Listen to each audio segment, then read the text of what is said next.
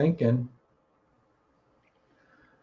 All right, we are live from the shores of Lake of the Ozarks, where it's kind of chilly there, and there's still snow on the ground. Still a little bit of ice in back of PB2 there. That's why I took the picture both days. Even though we launched there, there was still ice in the back of the cove. Did you see that? I did. I seen a lot of ice that week. A lot of ice. Yeah, you were there the whole week. When did you get there? Got there on Sunday. Sunday. Yeah. Wow. Yeah, Wow. I had we probably had 3 or 4 buddies that were boating in the tournament, and got to go out and practice all week because I knew it was going to be tough. And yeah, there was a lot of ice. Practice really wasn't.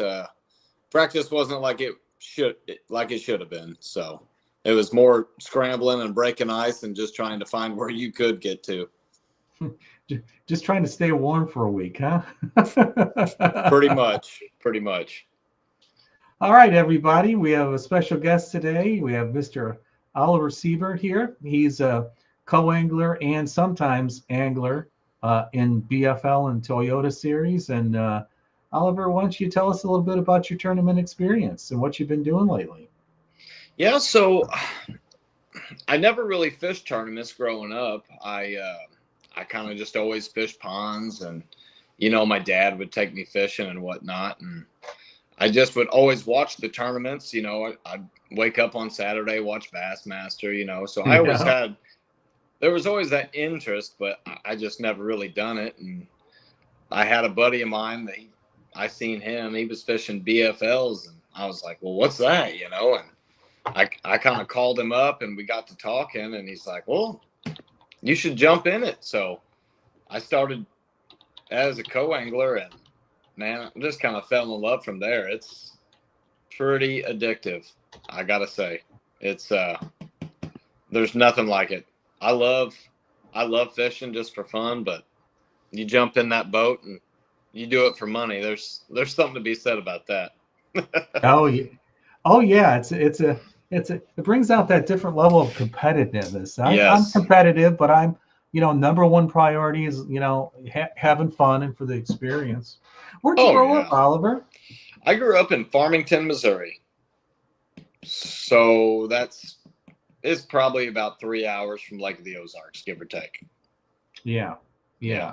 I think it shows you in Fenton now, which is a south suburb of St. Louis. I'm in St. Louis now. I grew up in the Chicago area. Have you moved out in Fenton, or is that just an old address or something? I moved out in Fenton. Yes, I grew up in Farmington, but then whenever I met my wife, I moved up to Fenton with her. So. Oh, cool. So she takes care of you when you go fishing all the time. You a house husband? I'd like to be better, but yeah, something like that. You got a sugar mama? We're all jealous. Yeah, no, she does good. It's hard, she stays at home with the kid when I go fishing, and I go fishing quite a bit. So it's always nice to have that support back home. How old is your kid? She's 3. Oh, yeah. Okay. Yeah. Oh, yeah. She's going to be eating up more of your time real soon. Oh, yeah. I'm just waiting a few years so she can jump in the boat with me and we can leave mom at home. Oh, yeah. Mom won't go with either?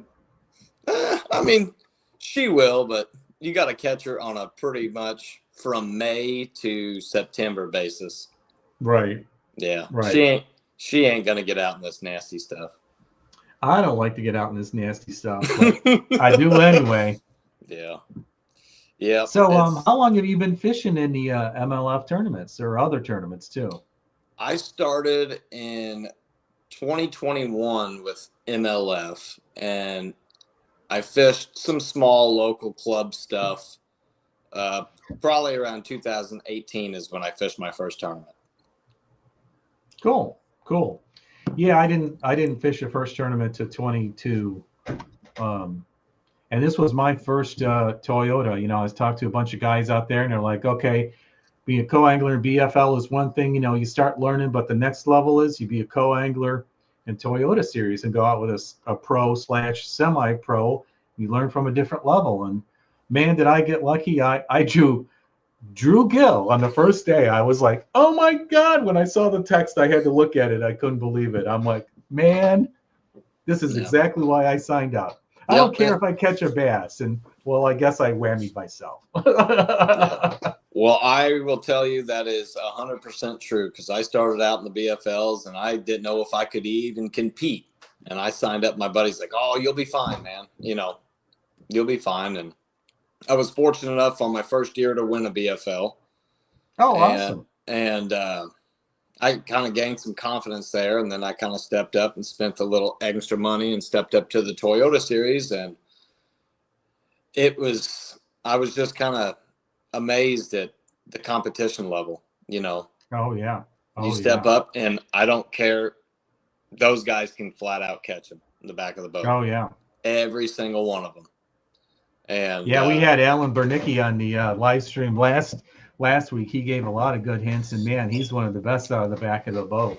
Yeah, that guy is very, very good. His name is always relevant. That guy can flat out catch him. Yeah.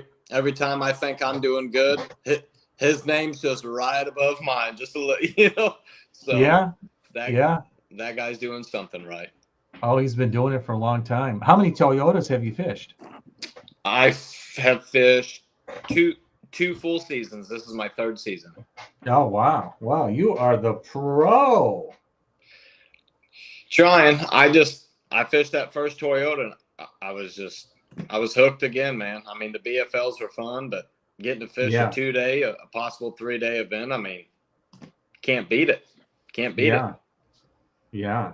I was fortunate enough to almost win one last year, and I was just hooked. That, and I mean, MLF, the Toyota Series, I mean, they're just well run. I mean, they have great staff. I just enjoy the tournament. I really do. They throw a good event. Speaking of the tournament, do a little recap here. Here is the recap of the tournament from the Coangler point of view here. Mr. Mark Sloan came out of nowhere and just crushed him on day 2 and let him slide into the win here with 16-15 and won the coupon for a Phoenix 819 boat.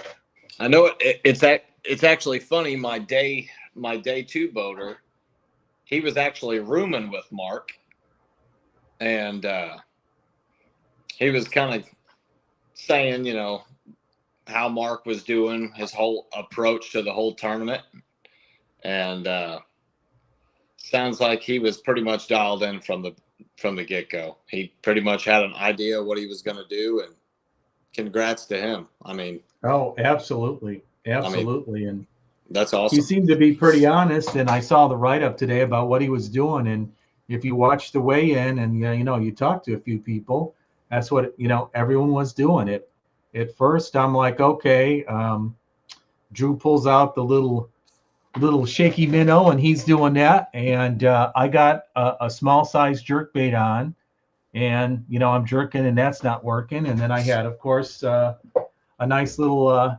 finesse jig, right, with just a little Senko nugget on it, right, kind of like a dressed up Ned. And I even tossed the net and pull out a little baby brush hog, and I tossed the A rig a little bit, but my boater wasn't even catching them on an A rig. They're scoping right on the brush pound. It says they just look at it and they don't come out and get it. And most of the time with the jerk bait, although they got a couple of bass to come out after it, it was just tough. And I'm like, okay, he's having a really tough time on top. The fish aren't up. It's been cold. I'm just going to low and slow and small on the bottom, from about 2-3 hours in. Although I kept trying to alternate that jerk bait in because, my boaters were, getting some strikes on them. How about you? Yeah, well, first day of the tournament, I had talked to my boater, and it sounded like he was going to try to really target that first wave of them big ones kind of moving up shallow, them first pre-spawners that kind of get up there, Yeah. And, me being me, the way that I fish, I was totally fine with shallow. I really didn't think that was going to be the way to, you know, necessarily catch most of the fish, but, you know, you got to roll with it out of the back of the boat. So we started out the day and it was pretty slow. Didn't really have many bites at all. I think I might have had one bite. I was throwing the A rig for most of the day, and from what he Yeah, was, a lot of codes did the first day. They said they just kept that A rig in their hand. from about, oh, I don't know, 8 o'clock till about 11. Every time he would be looking at fish or throwing to fish, he's just like, man, they're just glued to the bottom, you know. They're not even looking at it. They're not doing nothing. And then Yep. from that point on, I just kind of put the A rig down. I'm like, man, I really don't think that's going to be my, you know, I don't think that's the play. And I went to my strength and I picked up a little bitty 1/4 ounce Kitech jig. And I was like, you know what? I'm just going to drag this around for the rest of the day because it's kind of what I'm confident in. And I had one opportunity. We were up shallow and I pitched up next to one of them jet ski floats, and no more than I pitched up next to it, let out a little slack to let it sink. I was talking to my boater, kind of looked to my left, and the next thing I know, my line was all the way around the dock, and I set the hook, and it was a good one. It was about a 4.5 pounder, I'd say, and I got her up all the way close to the boat. And you know, that great fishing story we all hear, you know, She came unglued at the gunnel. came unglued, but I kind of realized it was my own fault. You know, I should have been throwing it on a bait caster with light line, and I was throwing it on a spinning rod because, like I said, it was a 1/4 ounce. It was really light. Oh yeah. And I was throwing it on a spinning, and I just don't think I got a good hook set in her. And you know, that one fish would have put me up in the cut. So. Oh yeah. Well, let's go back to that. I'll tell you exactly what that fish would have done for you if you want to be disappointed. If you look at that guy, if she was that was an $800 fish. Yeah. She's a 4-pounder. Yeah. And you would have got the fish day 3, and you know, upsides it some more. Although by the time you get to day 3 as a co-angler, oh man, even on non-freezing conditions, it gets really, really, really, really tough. Yes, it does, because you're up there with the top of the top.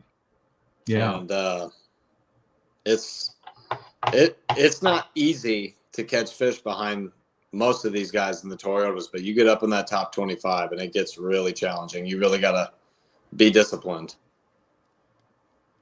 Oh yeah. Yeah, we talk about that a lot, about, you know, mind over matter and head in the game and keeping track of stuff like you're doing. Like, yeah, if you said it was a Kitech 1/4 ounce, was it a thin wire hook or was it a medium? Very thin wire. Yeah, very thin wire. Okay. Yeah. Yeah, I invested in a couple of BFS setups. I got one at the beginning of the year, and I liked it so much I got another one. I did take it up to the Illini Regional. Was up on the Mississippi River. Were you up for that one or no? I qualified, but I couldn't get the time away from work to go. Yeah. I really wish I would have, because I kind of watched it and paid attention to it. Man, that place looks like it could get fun.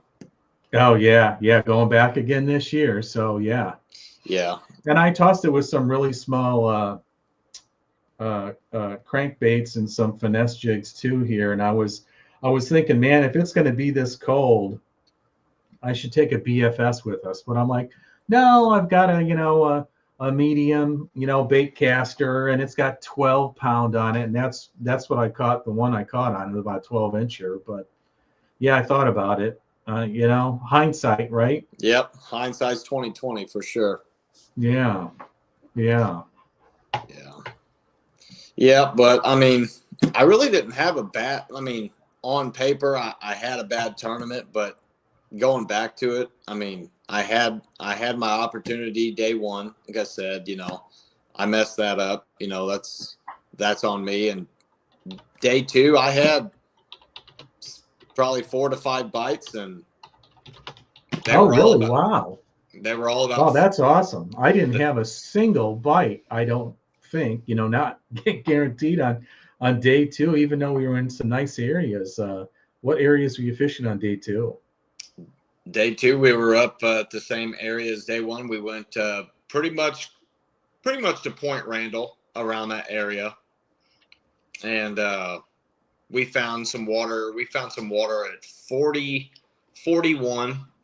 And as soon as we got in that 41-degree water temp, I started catching them, but they were all about 14 inches.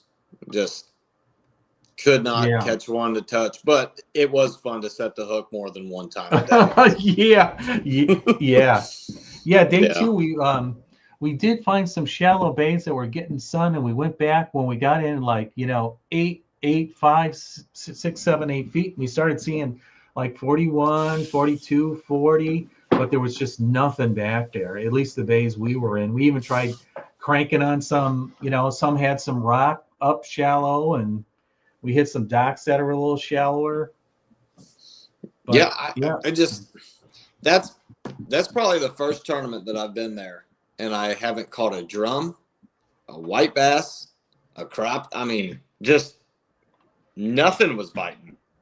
It was so mentally tough, and that's it's already mentally tough in the back of the boat, but that whole tournament, I mean, you had to mentally stay in it. It was very, very grueling, and you had to just stay with it because you never knew when you were going to get bit.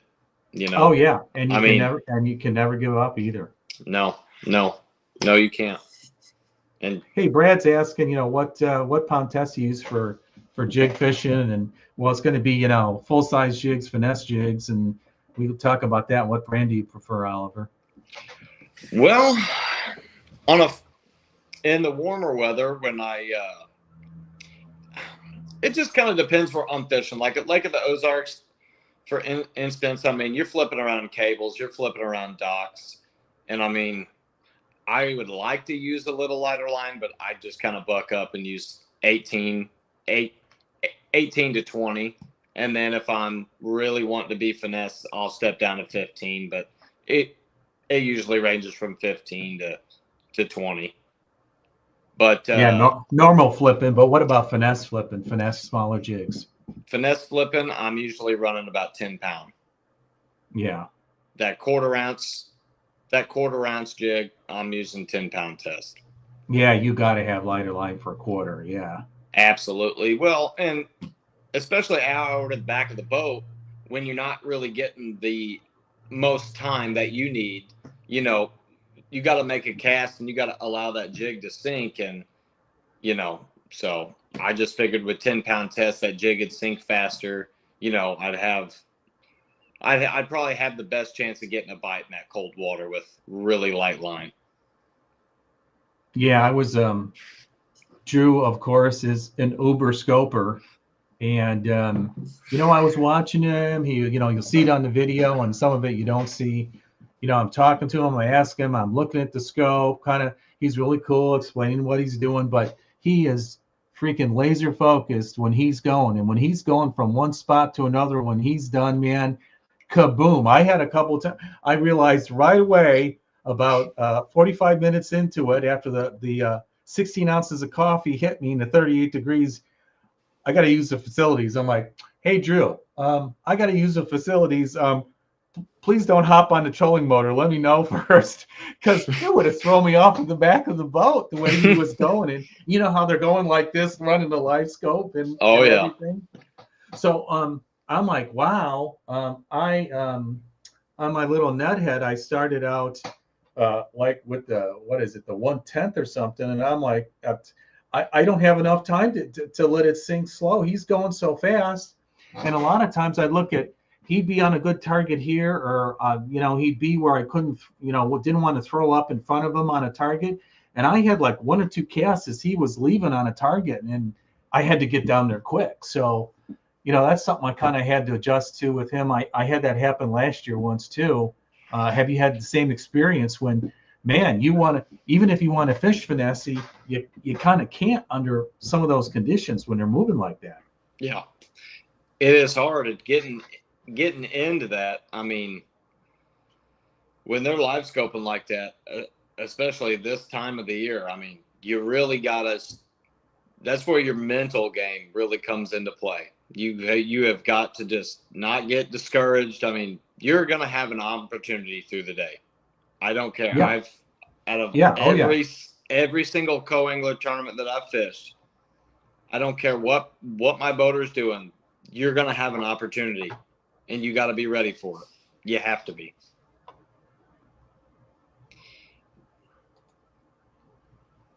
So going into that whole live scope deal, have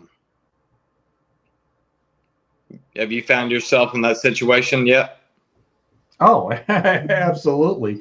I mean, you can see it in spades. Day 2 of Kentucky Lake last year, of the Super Tournament.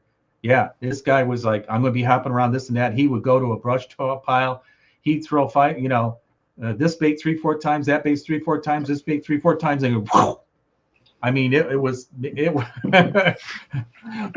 but he showed me what he was doing, and he had an awesome setup. He had panorama. He had landscape. He had 2 live transducers on the front of his boat, one normal, one perspective mode, and he had the console on, so I could see exactly what he was doing. And that landscape mode was pretty cool. It was kind of like in front of the boat, but it was like down imaging and side imaging, forward facing, that I could see. I like to have side imaging on as a co-angler when you can, but yeah, same thing. Alan made some comments, and he's like, it's a fact of life, and I can tell you, guys that are scoping, they're around fish, and you're around fish, and fish are moving all the time from the brush piles to the docks, wherever they're fishing. So if they're finding fish, at least you're in an area where you're finding fish, because the old adage, 90% of the lake is dead water. So I was really thinking about that comment all tournament, when Alan made that point last week. Absolutely. And to touch on the transducer deal, I was fortunate enough to make it to the Toyota Championship last year on Wheeler. And awesome. My day 1 boater, he had the live scopes that go off the back of the boat. Oh my God. So how many transducers did he have? 3, 4 live transducers? I guess he had 2 for the back and 2 for the front, but he let the live scope be on for me in the back. He was out in 30, 40 foot, chasing 1s and 2s, brush piles and whatnot. And I actually caught a pretty good limit live scoping off the back of the boat. And it was just fixed. It was just pointed like out this way and this way, and that's just what you saw? Yeah. That's awesome. Yeah. It was pretty cool. And I was fortunate enough to get a pretty good limit day 1.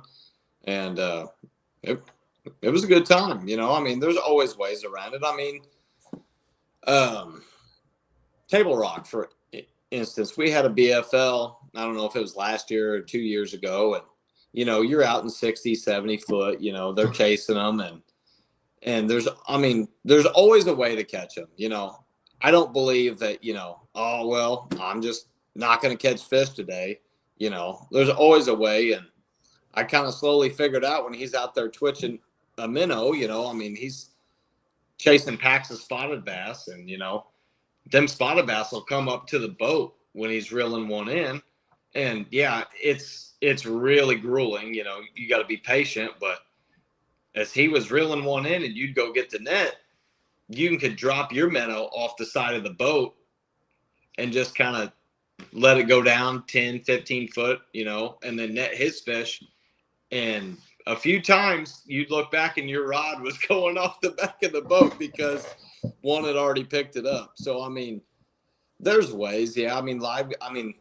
Live scope makes it hard. Don't get me wrong. It makes it hard, but if you stay mentally positive, there's ways to get around it. There's ways to stay in it. Yeah. A couple years ago at the regional at Dale Hollow, I was lucky enough to get behind Brody Campbell. He burned it up last year. Oh, yeah. Series. Oh, and absolutely. He was showing me and telling me what he was doing. He's like, okay, man, have your pole ready, have a minnow on, and and I researched. I had some of the right baits with me, and he said, as soon as you net one for me, I mean, these smallies, they're packs. There'll be a bunch of them. So while I'm unhooking my fish, man, you can throw right up where I came in, and you can pick some up that way. And he pointed some out to me, which was really cool here, and I got a couple of nice smallmouths, but they were they were too good, or they weren't good enough because they had a slot. They had to be between 15 and 16 or over 21. Yeah, I know. I was at that tournament, and that was very Oh, frustrating. yep. Very frustrating. I don't think I've ever caught more 4-pound smallmouth in my life that I Me couldn't neither. put in the box. Uh-huh. It was crazy. That was a fun tournament, but frustrating as well, just because of the slot there. Yeah. Yeah. Yeah. That's crazy. Yeah. But fun. I learned a lot. Every tournament, you can watch all the videos you want. You can read all you want. Nothing replaces time on the water and that experience. And just seeing it done in front of you. You know what I mean? Some of the intangibles about, how exactly you're working a bait, or how fast or slow, or how does he change up, or how long does he spend on a spot, or you know what I mean? The kind of the rhythm of the game, right? Oh yeah, I mean, I had always considered myself a pretty good fisherman, and then once I started doing BFLs and Toyotas, and I watched somebody else, and it's like, okay, that makes sense what he's, and you just take pieces from each experience and you just put it to your own game, and I mean, it's a huge learning experience. I mean, it has been for me, for sure. Me too. Yeah. Hey, Brad's asking you, did either of you guys throw a shaky head? I'll throw that out to you to begin with. I did not. I stayed with Alabama rig and a jerk bait and that finesse jig, and that's all I stayed with. I mean, if I'm going to be honest, I think it was a little early for a worm for me. Well, shaky heads aren't only for worms. I was putting the little baby brush hog on a shaky head, and also a little Kitech on a shaky head, just to have it really light and to put it on the bottom. No bites other than brush pile bites, and I mean snagged. Because there's a Drew made a comment. We're sitting here. I'm like, yeah, God, I remember this place. It's got just house to house to house and dock to dock to dock. There's got to be a bazillion docks on here. And he goes, yep, there's about 74,000 more docks than any other reservoir in the United States. I'm like, 7,400? He goes, no, 74,000. And imagine there's a few brush piles for each one. It's insane, isn't it? Yeah. I definitely reeled in my fair share of brush. Yeah. But it felt good to set the hook on brush piles. Yeah. I will say that. Yeah. I will say I also, the next question is the net. I had the net out too. Very similar to a shaky head, and I don't know if I had a nibble or not here, because when you're dragging a net, you're counting each rock, and since it's 37, 38 degree water, I was going, if I think I'm fishing slow, I'm fishing too fast. I kept telling myself, because you just always keep upping the pace. And a lot of times I find myself, and when I watch my videos, and I did it again this time, and I catch myself, I'm trying to have good conversation with the boater. So it's not just, nothing but fishing or music in the background. And I like to get the stories and, the history of the guy. And, hopefully you guys see that. And I got some really good background from Drew. He was, we got some good conversation going. And when I'm doing that, I'm kind of not paying as much attention to my fishing as I should be. So I'm always like, I gotta be doing, both, because it's so easy to fish too quick. Oh God, yeah, absolutely. And I found myself doing that throughout the day. After you've made your 600th cast, with Yeah. with no response at all. And then, you just find yourself kind of going through the motions, just Yeah. and then you're like, hang on a second, slow down, so I could see how that would happen a lot, because I find myself doing that a lot. Oh yeah. Yeah. I also did put a finesse worm on a shaky head a couple times, and by the time I got to it, I'm like, man, maybe I should be fishing this more. Maybe I should go to the Ned. I was really thinking, I've had really good luck on the Ned, really deeper than the finesse, worm. So, maybe I made a wrong call there. So I did try it, for a little bit. I probably should have tried it some more, but I think it was more about the areas we were in and just the luck of the draw. That the rotation of the brush piles, the rotation of the docks, the rotation of the points. If you're there when those few fish that are roaming were actually Right. out and roaming, right? Yeah, I mean, there's always going to be a population of fish that are going to bite, always. And Yeah. I just think you had to be I think most people were doing the right thing. You just had to be in the right spot at the right time when them fish were ready to eat, Yeah. Because, I mean, Speaking of, sorry, go ahead. oh, no, I was just saying, because we were around fish all day long. I know that for a fact. And we were in really good areas. And they just weren't, you know what I mean? They just were not ready to react, Yeah, or very sluggish. Yeah, that's what Drew was saying on the scope. I was going to say, speaking of eating, do you remember how we met? I do. We were at Buffalo Wild Wings. Yep. Yeah. In Paducah. That's right, because it was for the Ohio River. The Ohio River 2 years ago, yeah. Absolutely. I'm just sitting there. I'm finishing up. I just talked with my boater draw, and I'm about getting ready to pay the check. And I look a couple of guys down at the bar, and the guy's got a mega bass hat on and a fishing shirt. I'm like, oh, he's got to be here for the contest. So I just walked over and said, hey. Oh yeah, yeah. Good old Ohio River. Yeah. I'm kind of sad. I'm kind of sad it's not on the schedule this year. Yeah. Yeah. It's didn't like it at first, but then I realized, hey, you got to fish all styles because we're back on a Mississippi River for fishing. River fishing is a different ball game. So, everybody's in the same place, launching from the same area, fishing the same, river or whatever place, whether it's a slug fest or a grind fest. It's about finding, the best angler in the bunch. Absolutely. And I think they probably took it off the schedule just because it's really not a good facility. No, it's not big enough. It's really not. Yeah. Everybody struggles to put in and take out, and it's just kind of a cluster, So right.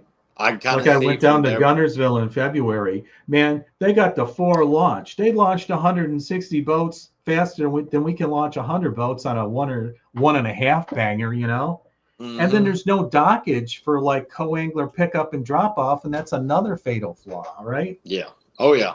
Yeah. Absolutely. They just need to find a better launch. They do. They need to. Yeah. They need to do something, but I definitely did like fishing there, though. It was tough, but it was fun. You gonna be fishing the Illini Series this year? Yep, sure are. Right on. And I believe confirmed for next week, we're going to have boater Larry Dively. I fished the Illini Super with him on Ren last year. He won on Ren a couple years ago, and we're opening up on Ren. So we're going to have a opener Ren discussion with Larry next week for everybody. Nice. And that's where I fished with Cole. Last year, and he's your buddy, and we saw then, because I saw you at that B-Dubs, and I saw you at on the line at the tournament or anything. Really didn't hook up or anything, and then Last year at Ohio River, I'm sitting at B-Dubs, and who walks in and sits down right when I'm finishing dinner? The same dude in the same hat. I'm like, you got to be shitting me. Absolutely. You sat down with Cole. Mm-hmm. Yeah. Yeah. Yep. Me and Colt just left Branson yesterday. We were fishing Table Rock. Oh, I was going to ask if you're out with him. Is he joining the cast tonight? No, unfortunately, he is traveling to Oklahoma for work right now. Work. Yeah. But we had some last minute 3-pounders jump in the boat before he had to venture off to Oklahoma. Nice. Fish and chips for dinner, huh? Absolutely, yeah. It's crazy. Just an hour and 40 minutes up the road. It's a totally different lake. Oh my, yeah. Just the way the weather's been going, it's weird. It's like the bad weather and the snow this year has been kind of been going down by you south of St. Louis. I'm in the western suburbs like Chesterfield, Creve Coeur, and you're down there. You've been getting some of the worst snow. Oh, it's been the worst winter we've had in a few years. I'll say that. It's definitely not been good. Yeah. I mean, I come from Chicago, and this is my 6th year down here, and this is by far the coldest and the most snow I've ever seen in St. Louis in 6 years since I've been down. Yeah. I pretty much knew from probably the first week of February that Lake of the Ozarks event was going to be absolutely brutal. Yeah. I knew it was going to be tough. I knew it. Hey, Brad says he's been doing good by putting a rattling net on jigs. Oh, a rattling net. Do you put your own rattle in the soft plastic, or do you have net heads that have the rattler on it, like some jigs? I've actually I haven't experimented with the rattle per se, but I have experimented with putting a Ned rig on a finesse jig, and it has definitely got its time and place. I've caught a lot of finicky fish with that. And what is its time and place, Mr. Siebert?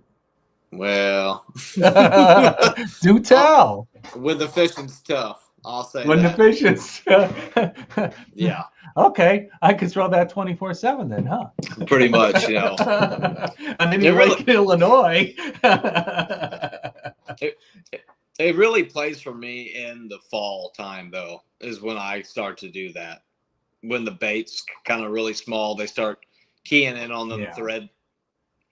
They really key in on those thread fin around where I fish that, in the fall. And it just seems that smaller profile jig and not a really aggressive trailer, something kind of very settle.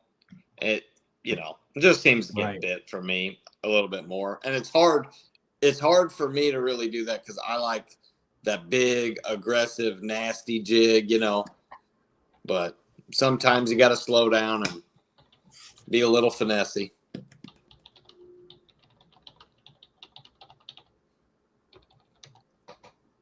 Yeah, Brad was saying a barge hit the dock, and I'm like, oh yeah, there was a better dock like the years before, and I thought they were doing maintenance or something, not a barge hit it. But I remember saying, as I was leaving, I heard some people talk about it in that last one. Where at? At Paducah. Oh. Last time we were at Paducah. Yeah. Last time that I was at Paducah, me and Cole, actually, we were practicing, and I had made a long run. I mean, a really long run. And I knew I was going to be low on gas coming back, and I didn't know if I was going to make it or not, but Cole was kind of following me, and I'm like, well, if I don't make it, you can kind of get me back in. And there was a barge coming down the middle of the channel, and I went to cross it, and I was right by takeoff, just right by the ramp. And then my boat started like spitting and sputtering. No. And I was like, oh, please don't do this. Not now. And I actually ran out of gas and kind of drifted right in front of this barge. And he was coming down. I was like, oh no. And I hurried up, just threw the trolling motor down. I mean, barely made it out. Barely. Oh my gosh. And then Cole was behind me, but he had to wait for the barge to pass. And then he's like, what happened? Dude. I was like, dude, I ran out of gas. I told you I was going to. Yeah, Oh. 2 years ago when we were down there, my boater took me. We were all the way in the lock, and we were sitting there fishing. We're starting to get some bites in the lock by Kentucky Dam. We made that run, and all of a sudden we hear this. We turn around, this huge barge is coming. He's like, "Oh shit!" We hop in the boat. We're pulling out, and that barge is coming in, and we just barely made it back out. And I'm like, "Dude." He's like, yeah, whatever. I'm like, dude, get the hell out of here, He's going to win. That's like 2 million foot-pounds of pressure coming at us. Jeez. Oh, don't tell my wife. Oh, man. Yeah. The things So you going to fish the Illini Series this year? Yeah, I'm thinking about it. It's kind of conflicting for one of them. I believe we have with the Ozarks. No, there's one on April 12th, which is my birthday. That's at Wren Lake, but that's also that's the LOZ Opener. Yeah, it's a little earlier than normal this year, but in the old FLW days, I always wondered why they started Shelbyville in May. Wren's going to warm up quicker, and it's a much shallower lake, and it's further south. Yeah. Yeah. Well, that's the start of the Big Bass Bash. Oh, yeah. So it's conflicting because one of my best friends, he doesn't fish much, but he likes to fish that tournament, and I always usually take him, and he wants to go fish that, and I want to fish it, and so I'm kind of conflicted because I really want to fish Wren at that time, but it's just kind of conflicting. I'm going to have to think about it. So you're going to be coangling? I know you did some boating last year too. No, I end up getting a new boat, and I'm going to be boating for the BFLs this year. Awesome. Congratulations. I thought about doing it, and I said, you know what? Every year I go through what I'm doing, and I said, I can still learn more. I'm learning more. Yeah, I'm going to do some Toyotas, but you know what? I'm gonna co-angle one more year in these, and then do the boater thing.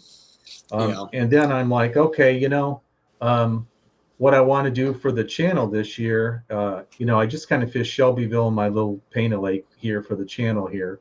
I've been mapping out a whole bunch of lakes in Illinois. I'm going to do a bunch of small lakes and just go fishing for my channel, my YouTube channel.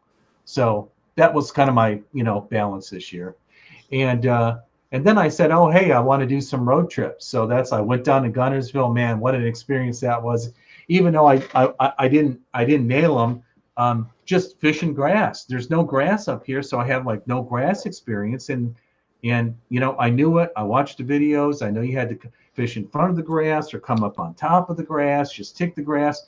Easier said than done here. After about 2 days of fishing, I was starting to get the hang of it, and I was starting to catch fish. But the tournament was over.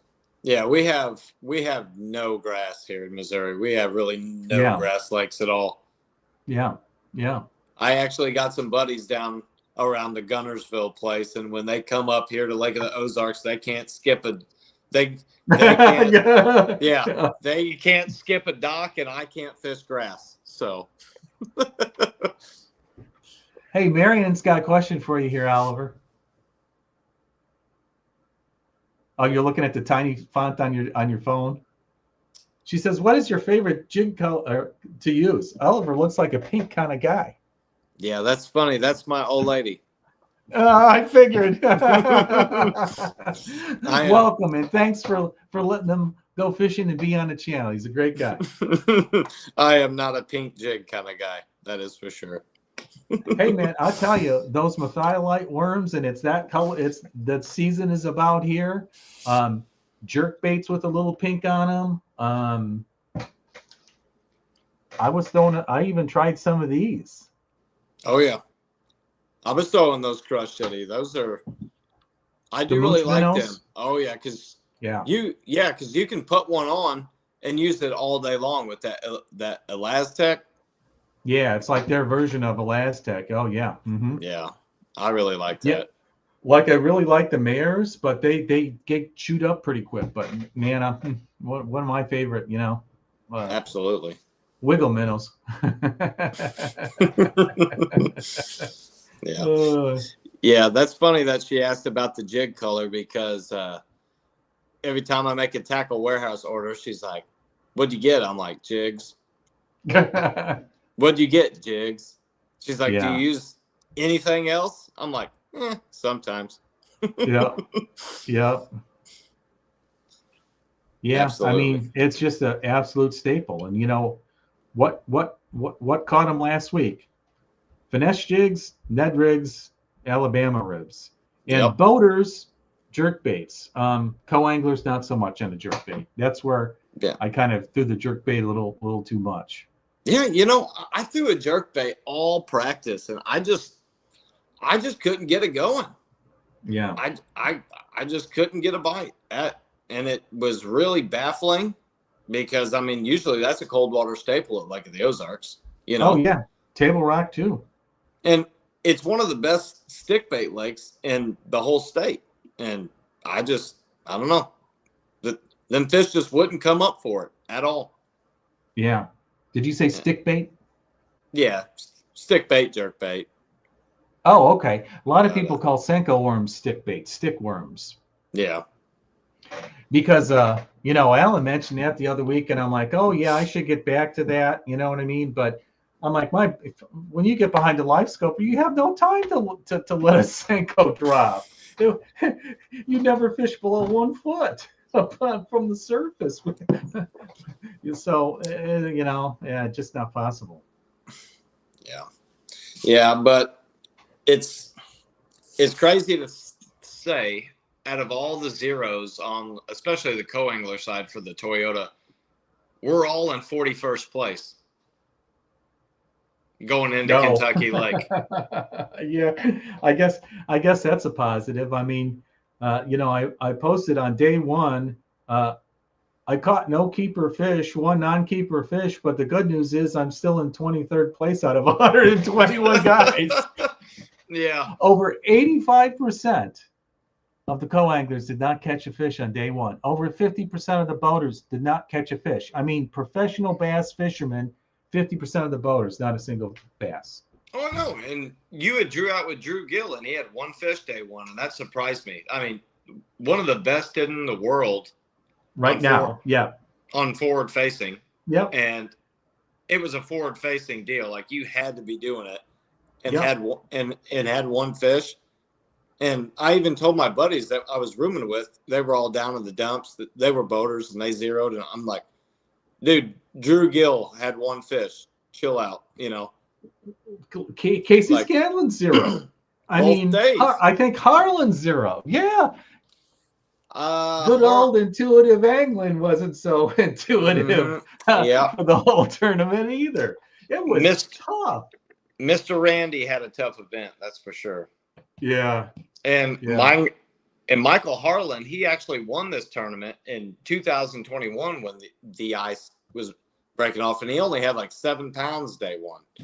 Yeah. So, I mean, it wasn't easy at all. And that's why, you miss a fish like that, that's a key fish. And it's just, you just can't miss fish. You cannot miss fish when it's that tough.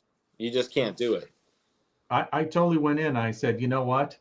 I need one keeper on day one and one keeper on day two, and I will fish day three and have a chance here.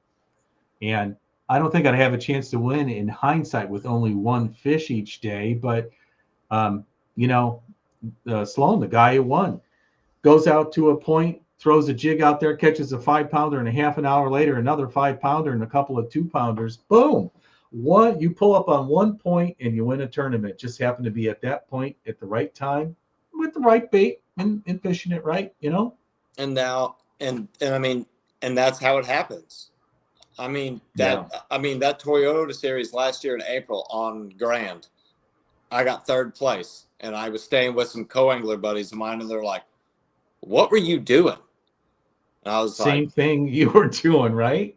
uh-huh. And I was just like, man, we were just in that right area. Yeah, at the right time. And I've been on the other end of the stick to where, Yep. just like this tournament, I was throwing a 1/4 ounce finesse jig. I just was not in the right area. And, Yep. it's Yep. it's very frustrating to know you're doing the right things to win a tournament, but that's just how it goes, man. It It's just fishing, not catching.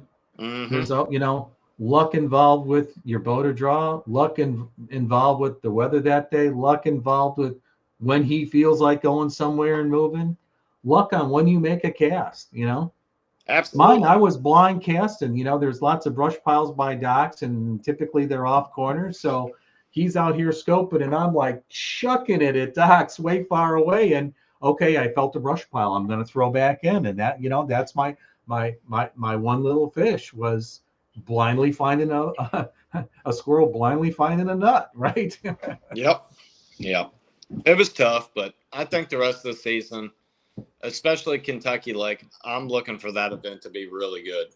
Oh yeah, and I fished a division last year, so I feel more confident on the lake on its kind of uniqueness from from these Illinois lakes. Hey, Yeah. Brad's talking about I like to throw a 4-inch swim bait in cold water. Yeah, I was throwing even smaller ones here. I like that 3.5 mare. I wasn't even throwing the bigger one. And what is this? Yeah, this Mooch minnow was a 3.5. But not having a live scope, I'm kind of blindly throwing something like that, or I'm throwing it after he's thrown at that brush pile a bunch of times on the way out, or thrown it by a dock or something. And I've caught a lot throwing little minnows with no scope just by docks or objects you can see. Oh yeah, and I mean, I fished this lake a lot, and I mean, I'm sure guys like Casey Scanlon and guys that guide there will tell you the same thing. That lake was not fishing good at all. Yeah. It was terrible because I've never been there and not, I think I threw a 2.8. Yeah, it was a 2.8 Kitech all practice, that and jerkbait. Never had a bite, and most of the time you can go down there with that, just absolutely catch the crap out of 12 inchers, or something. Right. And Right. Get just some Kentucky. You see a 12-inch Kentucky. I'm like, if I get two 6-inch Kentuckys, will it count as one? yeah, and it's just like we were in these great areas, and it's just like nothing would.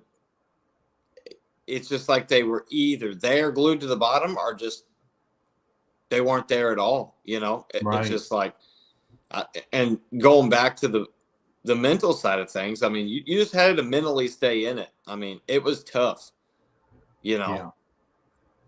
What kind of I don't jerk know. baits you throw?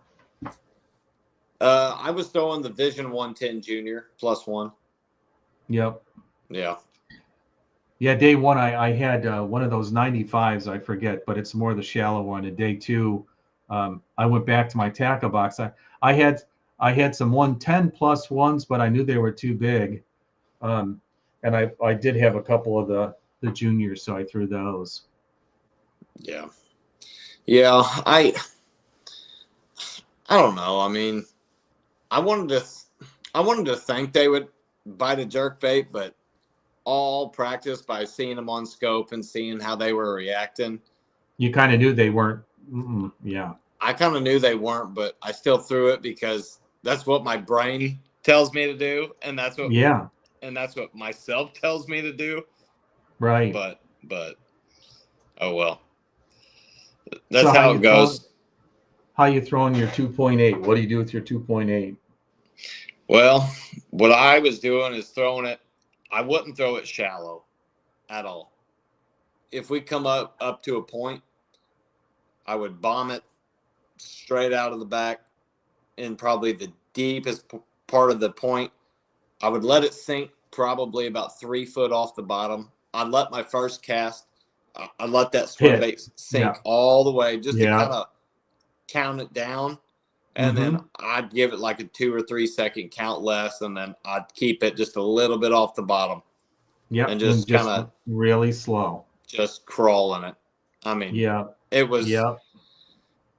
it was mind-numbing how slow I was reeling, but Yeah, I was trying to do the same thing. And like I said, I catch myself talking and speeding up, and then nope, nope, nope, and then talking and speeding up. Yeah. yeah. Yeah, that's how I was talking to a couple other guys that caught them, and yeah, that's what it, basically a Ned or a jig or a little minnow as slow as possible. Even like dead sticking, maybe just a craw tail on the shaky head, like I tried with the brush hog. I even pulled appendages off to try and make it, more subtle. Yeah. Well, I don't think that I would have got that bite day one, that really nice 4-pounder that I missed. I don't think I would have got that bite had I not been talking to my boater. Because you just left it there. Yeah. I think. Yeah. I think I threw it right on top of her, and just kind of kept it right in her area, and didn't move it. And it either pissed her off or she wanted it. Yeah. Well, that, and then I got to seeing all them dead shad. Them shad. I was like, man, these fish have got to be tired of. They got. Oh, we didn't even tell the guys about that. Oh my God, yeah. So how many bazillion dead shad did you see? Every single cove, every single pocket, until the wind started blowing. There was thousands of dead shad, or shad that were on their way out dying. Yeah, and either they were 5 or 6 inches, or they were 2 or 3 inches, right? There was nothing in between. Oh yeah, just because of the way the spawns had laid out. Oh yeah, they had little bitty threadfin. They had big gizzards. I mean, they had all kinds of shad just dead. And then and then all the algae, it's like the lake was turning over.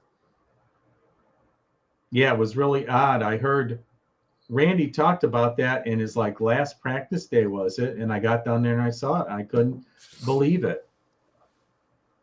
Yeah, it was. I don't know. It just you got in them key pockets, and you'd see all the dead shad and the algae coming up from the bottom, and it just didn't feel right. It just felt like it was just dead water, and I don't know. The lake was just really weird. I've never seen it like that before. Yeah. Well, it's a thing of a past. It's history. It's in the books.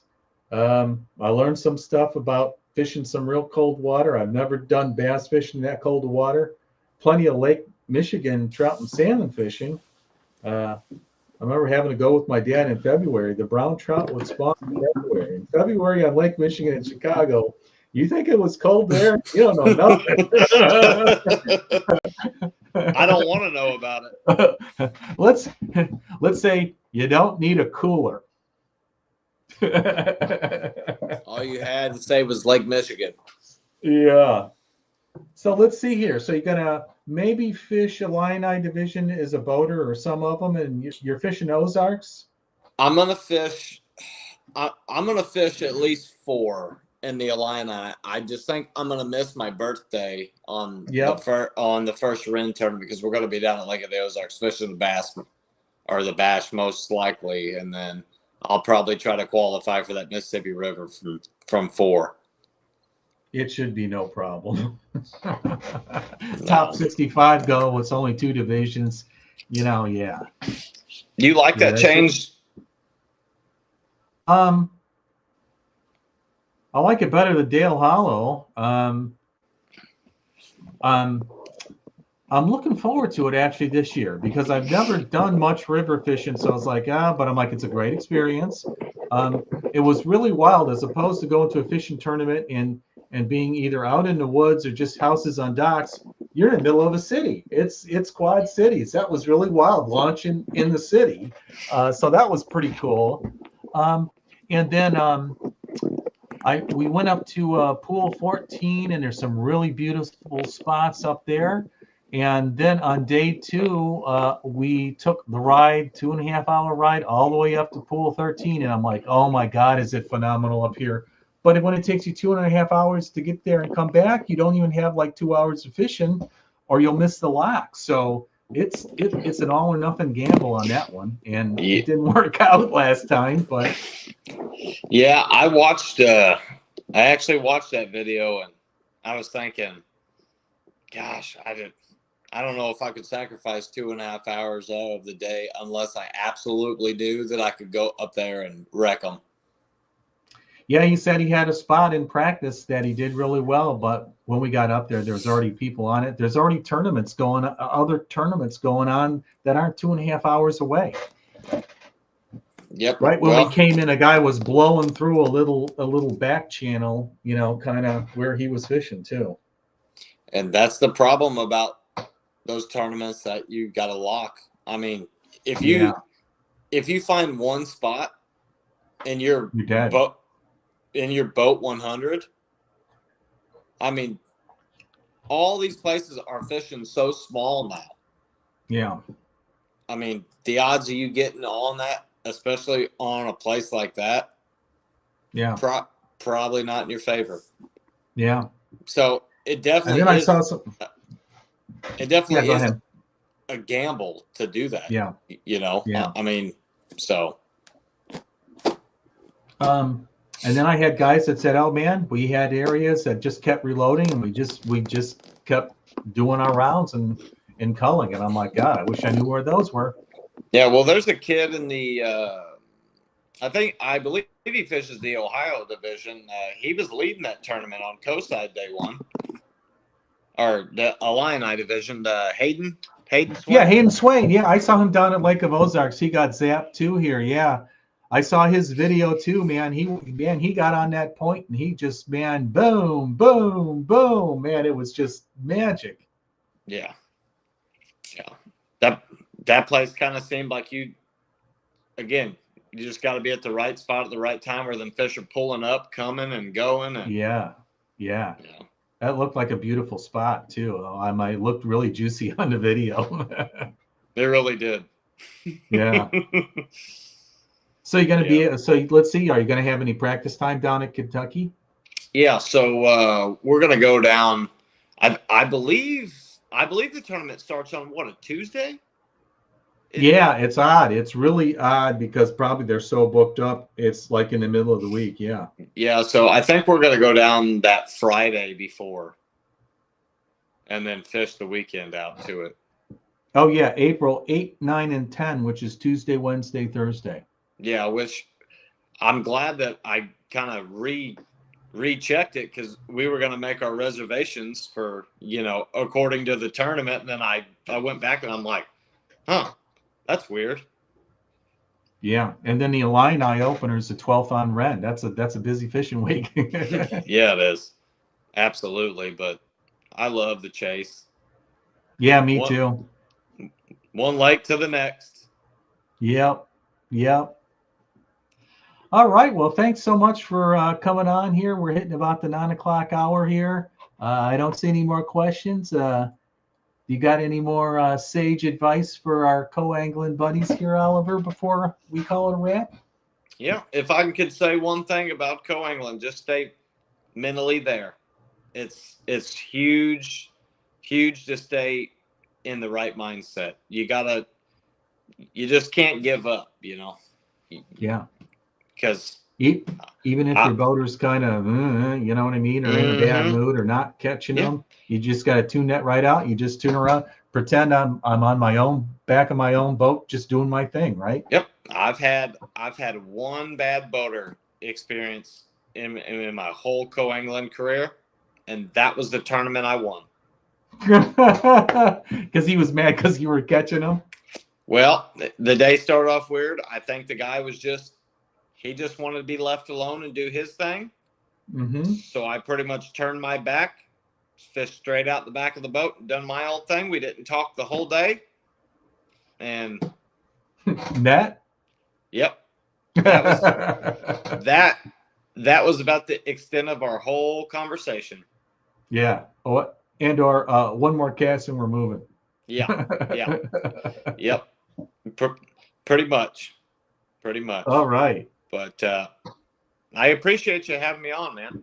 Oh no, man! I appreciate you coming on. I know everyone appreciates people coming on my little channel here and and helping the cause here about our our local co-angling crew here and share some fish stories and laugh a little bit and have some fun. Absolutely, man. And I look forward to seeing you at all the rest of the tournaments. Yeah, yeah. See you soon. I might try and jump in this Kentucky Lake one. I saw I already missed the deadline. If they're short on co-anglers, maybe I'll do it. But if not, I'll just wait and not get in. But maybe I'll be on the waiting list or something here. I got to check out my own schedule. I got to move my daughter out to Bentonville, Arkansas. She got a job out there, so looks like I'm getting recruited for a little extra work. There you go. Well, all right, man. Well, you enjoy your night, and I will see you on the next one. All right, everybody, take care and keep your lines tight. Good night. Good night.